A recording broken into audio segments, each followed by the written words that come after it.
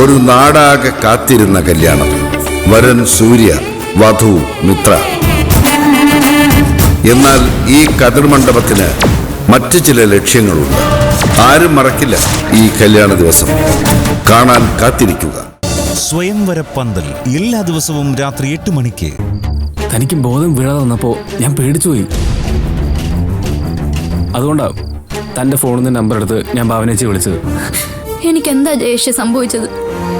ആ ജ്യൂസ് കുടിച്ചത് മാത്രമേ എനിക്ക് ഓർമ്മയുള്ളൂ. എനിക്കും അറിയില്ല ഭാനു. തന്നെ എങ്ങനെയൊക്കെ വിളിച്ചിട്ടും സ്വബോധം വരാത്തോണ്ടാ ഞാൻ റൂമിലേക്ക് തന്നെ കൊണ്ടുപോയത്. ശരിക്കും ഞാൻ പേടിച്ചുപോയി, അറിയോ? എനിക്ക് മാത്രം എന്താ ജയേഷെ പറ്റിയത്? മറ്റാർക്കും ഒരു കുഴപ്പമുണ്ടായിരുന്നില്ലല്ലോ. ആര് പറഞ്ഞു? നമ്മുടെ കൂടെ വന്ന് 2 പേർക്ക് ഇത് തന്നെയാ സംഭവിച്ചേ. ഫുഡ് പോയ്സൺ ആണെന്നാ അവരോട് ഡോക്ടർ പറഞ്ഞത്. എന്തായാലും തനിക്കിപ്പോ പ്രശ്നമൊന്നുമില്ലല്ലോ. ക്യാമ്പിൽ നമുക്ക് ഇനിയും പങ്കെടുക്കാലോ. എന്റെ അവസ്ഥ എന്താണെന്ന് ജയേഷിന് അറിയത്തില്ല. താൻ ടെൻഷൻ ആവാതിരിക്കേ. ഞാൻ തന്നോടൊപ്പമില്ലേ. എനിക്ക് വേണമെങ്കിലേ തന്നെ അവിടെ ഉപേക്ഷിച്ച് പോവായിരുന്നു. ഞാൻ അങ്ങനെ ചെയ്തോ? ഇല്ലല്ലോ. ഞാൻ ജയേഷിനെ വിശ്വസിച്ചല്ലേ അവരോടൊപ്പം ട്രാവലർ പോവാതെ കാറിൽ വന്നത്. അപ്പൊ പിന്നെ എന്നെ ഉപേക്ഷിച്ചിട്ട് പോവോ? ആണല്ലോ. അപ്പൊ പിന്നെ താൻ ധൈര്യമായിട്ടിരിക്കേ. എന്നാ പിന്നെ താൻ റെസ്റ്റ് എടുക്കുക. ഞാൻ പിന്നെ വിളിക്കാം. ശരി.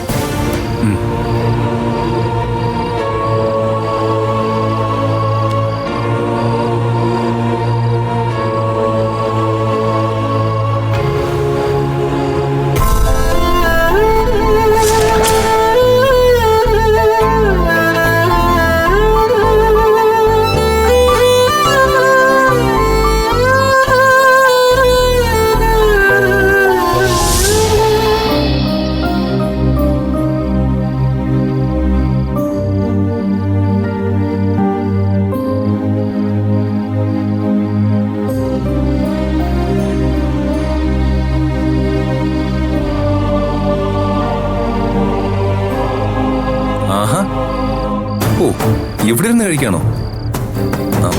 ഇപ്പൊ ഇവിടെ ആരുമില്ലല്ലോ മനസ്സാ. തനിക്ക് എന്നോടൊന്ന് സംസാരിച്ചൂടെ?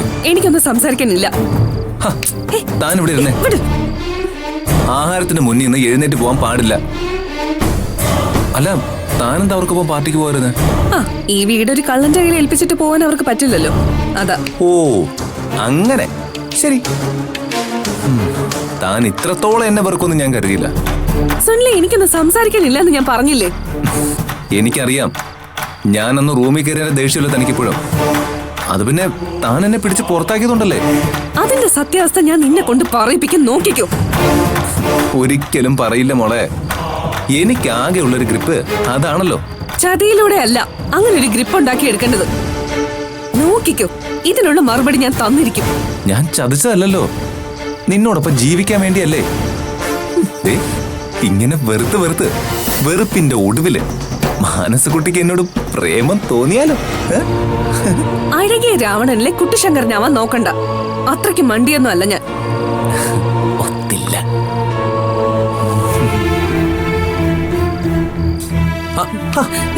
താൻ ഇവിടെ ഇരിക്കേ, നമുക്ക് കുറച്ചു നേരം സംസാരിക്കാം. കൈവിട് സുനിലെ. താൻ ഇവിടെ ഇരിക്കും, നമുക്ക് സംസാരിക്കാം.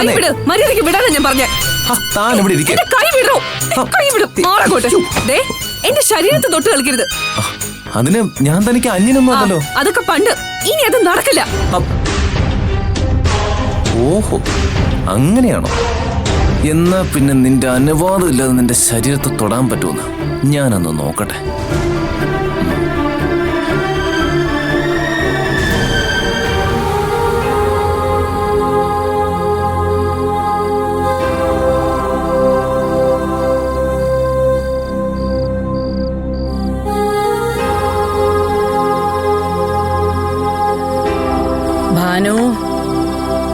ഭാനു, ദേ ഈ കഞ്ഞി കുടിച്ചേ.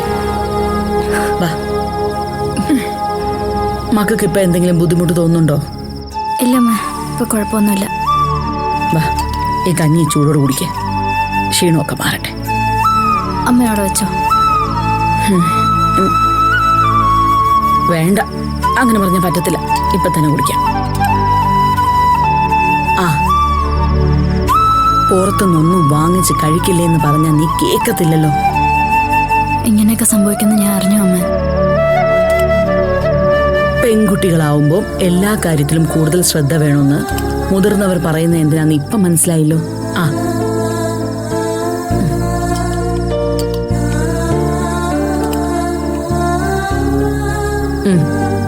ആ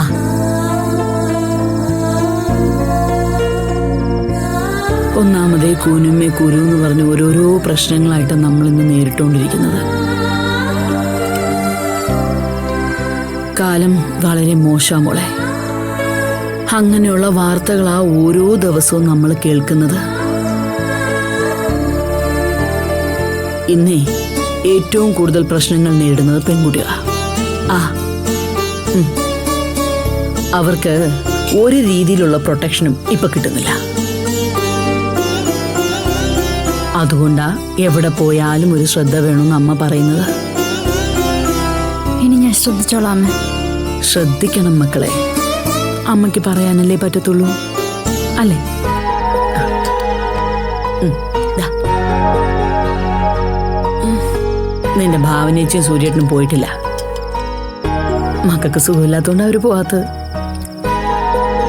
നീ എന്ന് പറഞ്ഞാൽ അവർക്ക് അങ്ങനെയാണല്ലോ. മക്കളെ, ആദ്യത്തെ ക്യാമ്പല്ലേ നഷ്ടപ്പെട്ടത്? അതുകൊണ്ട് കുഴപ്പമല്ലോ ഉണ്ടാവോ? ഇല്ല അമ്മ, ഞാൻ മേഡത്തോട് കാര്യം പറഞ്ഞിട്ടുണ്ട്. പോട്ടെന്നേ, അതിന്റെ പേരിൽ നീ വിഷമിച്ചിട്ട് കാര്യമൊന്നുമില്ല.